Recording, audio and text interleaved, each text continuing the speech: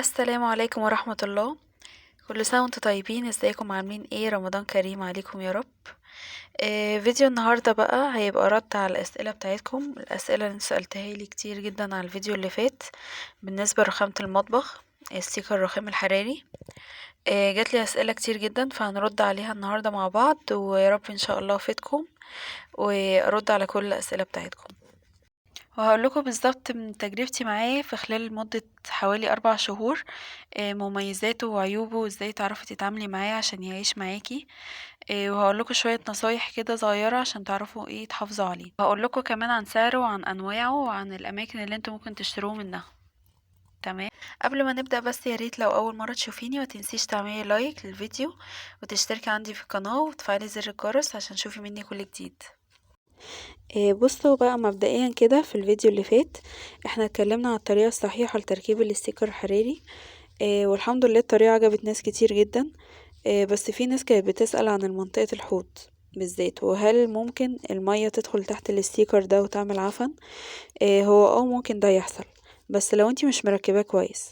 وعموما عشان نأمن نفسنا برضو انا هقولكوا كده على طريقة كويسة.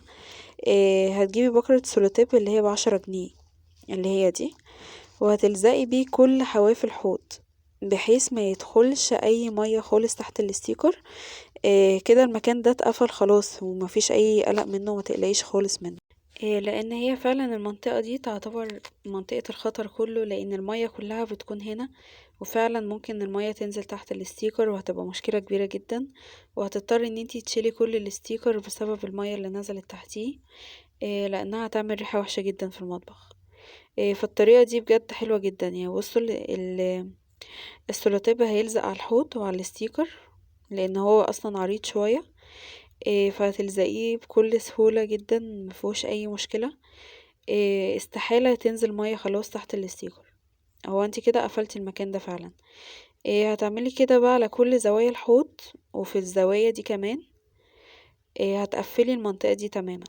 وهو كده كده السولوتيب كمان شفاف فمش هيبان معاكي خالص. وبالمناسبة في اصلا انواع سولوتيب وستيكر كده، حاجات زي كده بتتباع برضو على النت. بتتلزق برضو بنفس الطريقة دي. بس انا من رأيي ان ده شكله شفاف، شكله احسن وارخص ومش هيكلفك حاجة. وانا كمان هعرض لكم صوره عشان لو حد يعني حابب يجيبه كده. هو بيتباع على النت او ممكن تلاقيه في محلات الادوات المنزلية.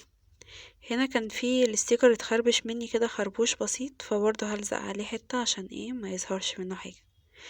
هو ده الستيكر اللي انا كنت بقولك عليه، ده بيتلزق في الحوض وعلى حواف الحوض وعلى الرخامة نفسها وكده. بس انا زي ما قلتلكوا يعني انا قلت ده احسن وشفاف ومش هيبان وارخص كمان. وبرضه في الحتة اللي تحت الحنفية دي على طول لزقت عليها برضه سولوتيب وكده عشان المية يعني ما تدخلش جوه الستيكر، لان المنطقة دي بالذات برضه المية بتكون فيها كتير جدا. بس كده انتي كده امنتي لمنطقة الحوض ومفيش اي خوف منها. دلوقتي بقى هقولكوا على شوية نصايح كده صغيرة. يا ريت لو انتي يعني نويتي ان انتي تجيبي ستيكر الرخام ده فعلا تعملي بيها عشان بس هو ايه يعيش ويكمل معاكي. انا دلوقتي لما باجي اغسل مواعين او اغسل اي حاجة، بحب ان انا اجيب فوطة كده صغيرة احطها على الحوض. بحيث لو انتي بتغسلي اي حاجة ممكن تخدش الرخامة. زي مثلا سكاكين، شوك، حاجات ستانلس، ألمونيا، حاجات من دي ممكن تخدش معاكي الرخامة. فانا بحط فوطة كده صغيرة بغسل عليها المواعين طبعا. هنا مفيش مواعين، بس انا لما باجي بغسل واحط كل المواعين على الفوطة دي هنا. ولو عايزة مثلا ادعك حاجة بدعكها برضو على الفوطة، بحيث ان الرخامة ما تتخدش معايا خالص. تمام. انا عارفة ان الموضوع ممكن يكون مؤرق كده شوية بالنسبة لناس، او ممكن حد يقولي طب وليه وعلى ايه وكده. بس بجد انتي لو حابة تغيري في شكل المطبخ بتاعك فمش هيفرق معاكي يعني. هي حتة فوطة هتحطيها وهتغسليها وخلاص، والموضوع سهل جدا.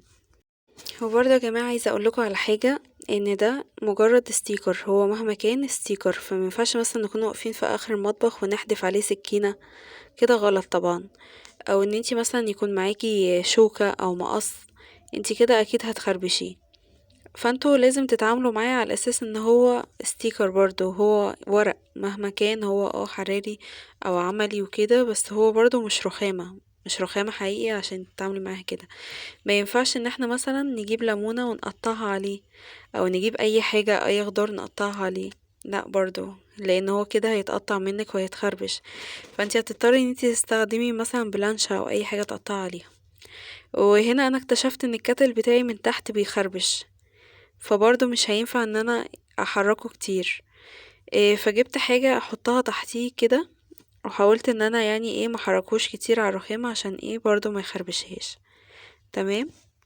في ناس بقى كتير سألتني انتي جبتيه منين، وبعتلنا اللينك او بيتباع فين في المحلات وكده.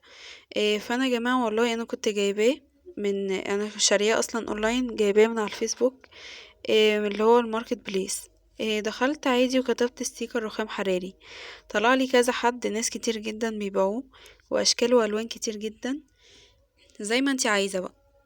انتي بتختاري الحاجة اللي انتي عايزاها، وبتختاري الشكل اللي انتي عايزاه، وتشوفي مثلا هيتشحنلك ازاي وكده. والموضوع سهل جدا، مفيهوش حاجة. انا اشتريته بالطريقة دي. وغير كده انا كمان كنت شايفاه بيتباع في محلات الديكورات، اللي هي بتبيع مثلا ورق حائط، ستيكر اللي هو بيتلزق على الارض، اللي هو بديل السيراميك والحاجات دي. المحلات دي بتبيع الحاجات دي، بتبيع ستيكر الرخام الحراري، وبتبيع منه اشكال كتير وانواع كتير. وفي ناس قالت لي فين في المنشية، لان انا كنت بشوفه في المحلات بتاعه الديكورات اللي في المنشية وكده. انا مش عارفة بصراحة اسم الشارع، بس هو الشارع مليان محلات ديكورات وورق حائط وحاجات كتير اوي، استيكرات واللي هو استيكر الطوب الحراري والحاجات دي كلها. الشارع ده ناحية كده مسجد العطارين، اللي هو المسجد العطارين ده، النازلة بتاعته كده وكأنك طالعة على المنشية.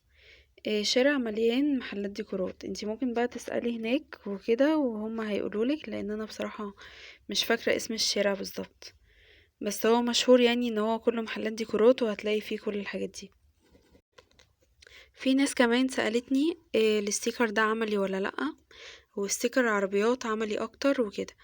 هو فعلا ممكن يكون ستيكر عربيات عملي اكتر، لانه بتكون خامته تقيلة شوية. بس هو انا ما حبيتش شكله بصراحة، لان هو الوان، مفهوش شكل الرخام ده، يعني يا ابيض يا اسود كده الوان، بس مفهوش اشكال، فاهمين؟ فانا ما حبيتش الشكل ده، فقلت انا هجيب ده الشكل اللي انا عايزاه وشكل الرخامة، وهحافظ عليه وهتعامل معاه بالطريقة اللي انا كنت بقولك عليها دلوقتي، على اساس ان انا احافظ عليه ويعيش معايا. فبس يعني عايزين حاجة عملية وتعيش معاكوا اكتر وتستحمل اكتر، في ستيكر العربيات ده، وانا كنت قايله لكم عليه في الفيديو اللي فات. وفي ناس كمان سألتني ان انا لما اجي افكه هيبقى طريقة فكه هتبقى صعبة ولا هيتشال بسهولة ولا لا وكده. انا بصراحة ما شلتوش لغاية دلوقتي من ساعة ما ركبته، بس انا شفت الناس كتير جدا ركبوه وشالوه، بيتشال بسهولة. ولو ما تشالش بسهولة، بتحطي عليه شوية مية سخنة من الكاتل، المادة اللازقة اللي تحت دي هتسيح، هتفك معاكي وهيتشال بكل سهولة يعني، وان شاء الله مش هيغلبك ولا حاجة، لان في ناس كتير مجرباه وشالته بالطريقة دي. اما بقى بالنسبة لسعره، انا كنت جايبة الرول ده كان 5 متر، كان عامل 60 جنيه، غير طبعا الشحن كان حوالي 20 جنيه او حاجة زي كده. إيه وكان عرضه حوالي 50 سنتي. تمام. فبالنسبة لي 5 متر ب60 جنيه حلو جدا، حتى لو يعني قعد معايا 4 5 6 شهور، وبعد كده حطيت تاني، ركبته تاني كتغيير حلو جدا. وكفاية ان انتي بس تكوني داخلة كده المطبخ حاسة ان فيه تغيير، فاهمة؟ يعني بدل مثلا، طبعا انتي عشان تغيري رخامة الموضوع صعب جدا ومتعب جدا، وكمان الاسعار كمان اكيد غالية جدا دلوقتي.